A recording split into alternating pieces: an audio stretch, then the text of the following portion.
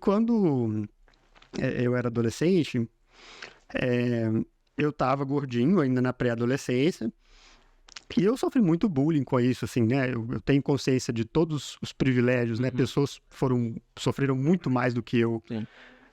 em todos esses aspectos, mas falando da minha experiência subjetiva, para mim foi muito difícil. Não foi gostosinho, assim. E aí eu decidi, cara. Eu falei, foi minha primeira jornada de aprendizagem autodirigida mais consciente, assim. Obviamente sem chamar desse nome. Sim. Eu falei, cara, eu vou emagrecer. E a gente não tinha muita condição de, vou procurar um nutricionista e fazer um acompanhamento com terapia, com não sei o quê. No interior, tipo assim, era outra realidade. E aí eu falei, cara, mas o que eu tinha acesso? Google. E aí, cara, eu decidi que eu ia emagrecer mesmo. E aí eu fui. Essa é uma lembrança muito vívida pra mim. Eu lembro de quando eu tava, tipo, no Google e ia acessar fóruns de nutrição esportiva. E eu entrava nos artigos científicos tudo, cara. Nossa. Eu aprendi a ler artigo científico muito antes da faculdade.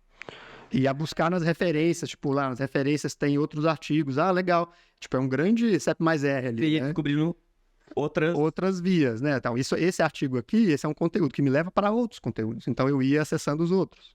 E eu ia fazendo uma grande teia ali de hyperlinks. Nossa. Ia navegando naquele negócio. Quantos anos isso? Eu devia ter uns 13. Eu tava hackeando o celular e você tava emagrecendo. Sobre isso, amigo. Cada um com seu problema. Cada um com essa questão. Cada um com seu problema. Uns querem jogar Minecraft, outros querem ficar bonito.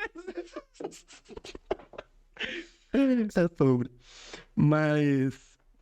E aí, eu realmente consegui. Eu atingi o que eu queria. Depois eu fiquei pilhado, quero ficar malhadão, não sei o quê. E hoje que é uma coisa que eu zero boto fé. Mas assim, eu era gordinho e eu cheguei num peso que as pessoas não me faziam bullying mais. Você queria... Eu queria me ver livre disso. Sim. Só isso. E queria ficar bonitinho e tal, pra flertar com as pessoas. Vamos chegar nessas histórias. Depois disso, você tem muitas histórias do que eu sei. Mas, então, esse foi um momento, assim. E aí teve outros dois componentes, assim, nessa história de aprendizado dessa época. Um deles foi meu contato com o espiritismo. Eu não me considero espírita hoje, né? Eu me considero uma pessoa sem uma religião institucional. Não monogâmico, né? Não monogâmico da religião.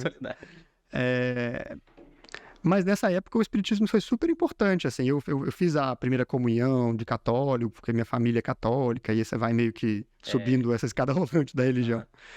E depois começou a não fazer sentido, e um amigaço meu na época, ele era de uma família espírita muito tradicional na cidade, que tinha um centro espírita. E eu comecei a frequentar. E, cara, foi muito legal. E acho que isso eu nunca te contei. Porque tinha uma das frentes de trabalho desse centro espírita, que é muito comum em muitos centros, é a mocidade, né? Que é a galera mais jovem, a juventude. São os adolescentes, né? A galera jovem. E aí essa pessoa, eu lembro, o nome dela é Luciana. Ela era responsável por conduzir esse grupo de estudos, era um grupo de estudos, que a gente fazia como os jovens do Centro Espírita. E, cara, era um formato super autodirigido. Era uma comunidade de aprendizagem. Era a sua comunidade ali, né? Total. E eu me senti muito pertencente. Era um esquema super simples em termos de formato, tipo... A doutrina espírita tem alguns livros, né, fundamentais que compõem o conhecimento básico, assim.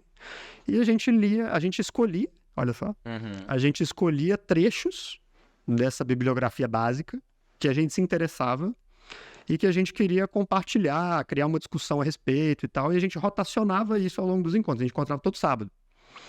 E aí eram umas 1h30, 2 horas.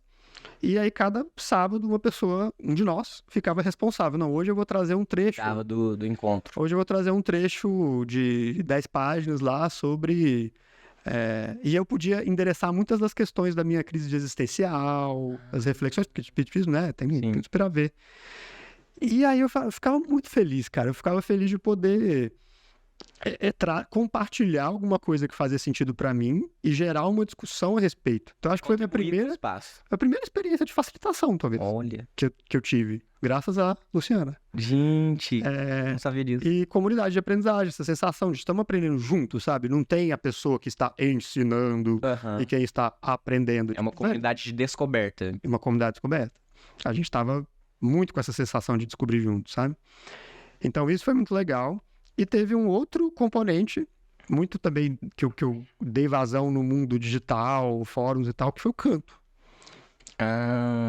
Eu gosto muito de cantar, Sim. você sabe. Você canta muito? Não sou... A gente... Eu sou karaokê. No karaokê eu vou bem. É um bom cantor de karaokê. Não passa disso, mas no karaokê eu me garanto. Não, você garante. A gente fez um karaokê lá em Brotas. Foi legal. Você e a Ju Machado. É um negócio, né? É um momento. E aí, cara, a mesma coisa da nutrição, assim. Na época, o que tava... E você não pegou essa época, né? Que pena, porque foi muito boa. O quê? O que tava pegando na internet na época era o Orkut. Eu peguei o Orkut. Você pegou o Orkut? Eu tava na comunidade do Garfield. Plot twist da geração Z na sua cara. Mas... Foi a mesma coisa, assim. E aí o Orkut foi muito legal, porque aí foi um aprendizado... A nutrição esportiva era muito artigo científico, era uma coisa mais eu Sim. E o conteúdo ali. E você foi pra parte da experiência que você... Fui pra uma experiência com o meu corpo, né? E foi muito legal. Eu tive alguns distúrbios alimentares nessa época, e que eu também fui pesquisar o que era, e, tipo, tentei me autodiagnosticar, tipo, não recomendo que façam isso. Não, mas eu sou só uma criança. Mas, vamos lá. As crianças nerds fazem isso, né? Com o canto, foi muito legal, porque foi uma experiência de aprendizado social muito foda. No Orkut, especialmente, assim. Tinha uma comunidade... E aí, olha só que legal o quão diferença faz quando você tem uma gestão de comunidade ativa, né? Um cultivo ativo. Tinha uma comunidade que eu frequentava muito, chamava Vocalistas de Metal. E aí, eu queria aprender a cantar, rock e metal, que eram os meus ídolos, né? Tipo, as pessoas que eu mais admirava, assim, os vocalistas. E eu entrei nessa comunidade, como quem não quer nada, dentre várias que eu me inscrevi lá. Só que essa, cara, tinha uma gestão muito ativa. Eu não lembro o nome, acho que essa comunidade no Facebook, acho que ela tá ativa até hoje. Isso era no Facebook? Não, isso era no Orkut. Mas ela migrou pro Facebook depois que o Orkut acabou. Eu acho que ela tá ativa até hoje. Espaço de aprendizagem ao longo da vida. Lembrei, cara, quem era o cultivador principal era um vocalista aqui de São Paulo, chamado André Rima. Alô, André Rima. Um beijo pra você. Acho que ele nunca vai escutar, porque não tem nada a ver com o André. Mas agora a gente vai achar ele e vai mandar esse trecho, né? André, você criou um monstro, você me influenciou. Você criou um monstro pra aprendizagem. Não do vocal, mas da aprendizagem. Mas, cara, foi tão importante, assim. Inclusive, obrigado por essa pergunta, tá me fazendo voltar no tempo. Porque ali eu vi duas coisas.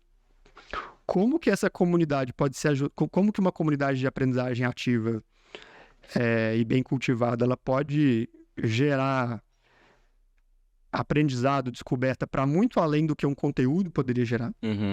Porque esse aprendizado humano, curadoria humana, sabe? E, velho, você colocava um post lá, em poucos minutos, horas, tinha respostas, as pessoas muito solistas querendo te apoiar, sabe? Solistas com os iniciantes, inclusive, assim, tinha muita gente que cantava muito lá já.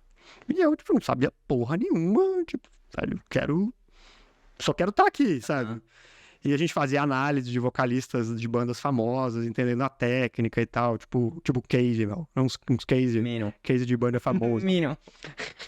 Tipo online. Os paulistanos não podem ficar bravos com a gente. Não, gente. A gente tem licença por... Nós somos... A gente ama, tá, gente? A gente não é pejorativo. Só tem histórias aqui. Tem histórias do coração. Mas... Então isso eu descobri, assim, foi muito legal. Outra coisa, quanto que essa gestão, esse cultivo de uma comunidade faz diferença. Porque tinha várias outras comunidades do mesmo assunto. Menos articuladas. Mas, cara, eu entrava e ficava às moscas, nada acontecia, tipo... Tinha muita coisa de propaganda, porque o Orkut, né, tinha, como toda plataforma tem. Mas essa comunidade, cara, tipo, funcionava, saca? Nossa. E eu acho que pra funcionar... tem que ter uma ou mais pessoas comprometidas com esse cultivo mesmo. É como cultivar um jardim, né? Jardineiro da comunidade. Como a Isa sempre fala. Aham. Né? Então, eu aprendi sobre isso ali por osmose, né? Tipo, pensava zero sobre coisas de comunidade na época, mas aprendi por osmose. Enfim, então essas 3 experiências, né? Do canto, da nutrição, do emagrecimento e do espiritismo, Aham. elas foram me tornando um aprendiz autodirigido e ao longo da vida, sem eu saber nada dessas Sem da coisas palavra. técnicas, né? Do aprendizado, sobre o conceito. Mas quando eu, mais tarde, né? Mais vida adulta mesmo, fui aprender sobre esses conceitos, entender que isso é importante, que faz sentido, que é gostoso, blá, blá, blá, eu fui olhar para minha biografia e eu retomei isso. O seu portfólio de vida. Eu Sua fui olhar história de aprendizagem. Fui lá pro portfólio de vida TM. E é muito legal, né? Eu acho que essa coisa de refletir sobre se desdobrar, Uhum. né? Você se dobrar sobre a sua própria história, Sim. sobre a sua própria experiência, né? Quando a gente está no CEP mais R, né? Conteúdo, experiências, pessoas e redes, 4 esse é um papo que a gente já teve, eu e o Conrado. A experiência é quase como se tivesse um doisinho, assim, em cima dele, né? Como é que chama isso? Ao quadrado.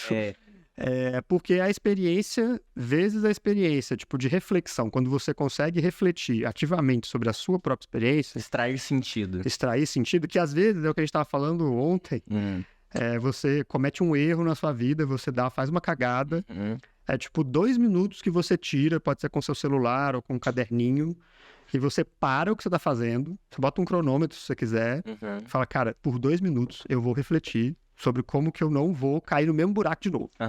Aconteceu comigo ontem, tava te contando a história do fone de ouvido. Sim.